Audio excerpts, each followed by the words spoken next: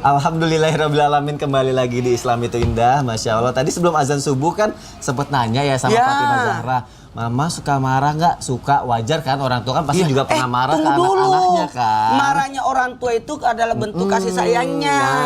Dan bisa jadi itu bentuk tanggung jawab. Betul. Contoh, Fatimah nggak sholat, wajar lah kalau dimarahin. Kalau Fatimahnya nggak belajar, wajar lah kalau diingetin. Tuh.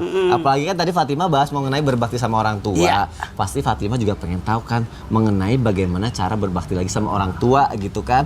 Kalau gitu nanti aku mau nanya sama Ustadz Maulana, Fatimah juga dengerin ya.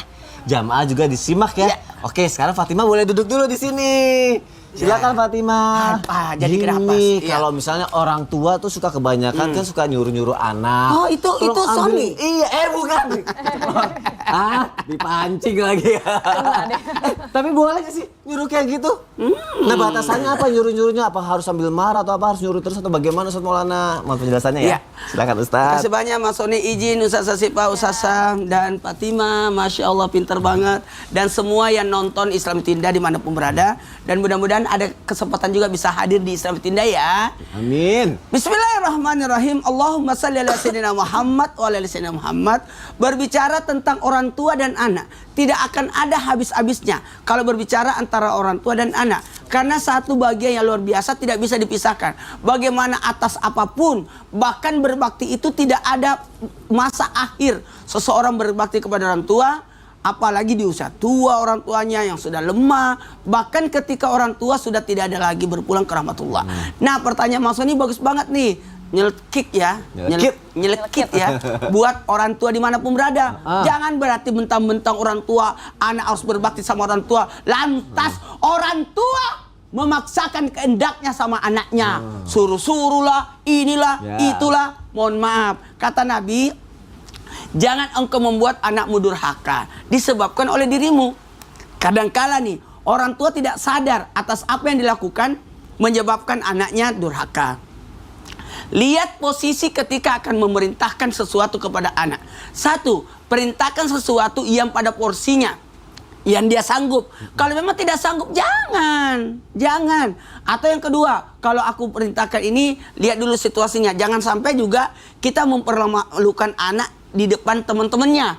Di saat dia lagi main enak-enak sama temannya, terus kita marah di depan teman-temannya. Kasihan itu anak. Kita lihat dulu posisinya ya. Mohon maaf tanpa menggurui, hanya mengingatkan karena saya juga memiliki 4 orang anak. Ya Allah, itu luar biasa mendidik anak. Tolong. Anak tidak boleh dimarahin. Waduh, ayo loh. Anak tidak boleh dimarahin. Setuju? Setuju. Wow, setujunya kencang sekali. Karena kapan ada dimarahi, maka urat di otaknya putus.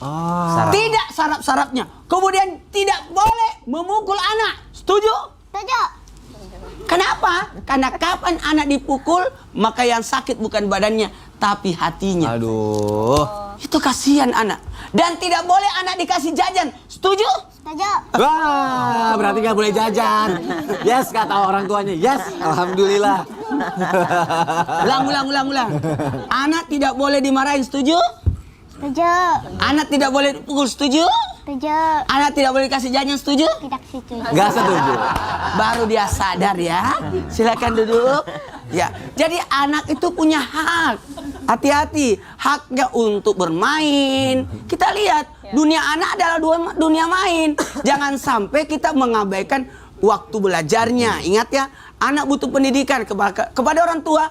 Orang tua ada kapasitas, kewajiban untuk memenuhi kebutuhan anak, kebutuhan untuk ku ampusakun ahlikun nara. Kemudian untuk mendidik anak, bahkan untuk menjaga anak dari segala macam bahaya. Maka sosok orang tua jangan pernah memerintahkan sesuatu yang tidak mampu, yang mungkin tidak dia akan menolak karena kondisi keadaannya, atau bisa jadi perintah itu membahayakan. Tidak ada ketaatan dalam kemaksiatan. Seorang anak boleh menolak permintaan orang tua kalau menyalahi aturan syariat. Ya, tapi cara menolaknya juga harus baik-baik.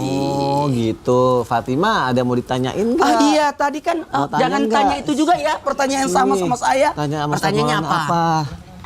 Ustadz, aku mau nanya. Kalau anak yatim piatu berbaktinya kepada siapa? Maka anak kok gak kaget ya? Yang kaget ini. Yang ini yang kaget. Oh kaget. Kagetnya telat ya. Nah, buat anak-anak yang sudah yatim, itu sebenarnya atau meninggal orang tuanya, maka dia masih bisa berbakti di jalan apa? Satu, mendoakan. Dua, menjaga nama baik orang tuanya. Ya, jadi anak yang sudah meninggal orang tuanya, dia harus menjaga nama baik orang tuanya, dan yang paling bagus berbaktinya melanjutkan kebaikan orang tuanya. Sekali lagi, melanjutkan kebaikan orang tuanya, dan yang paling aman adalah mendoakan orang tua yang sudah meninggal dan juga bisa bersedekah. Dan ada lagi nih, cari keluarga orang tua supaya ada untuk berbakti kayak anak-anak saya.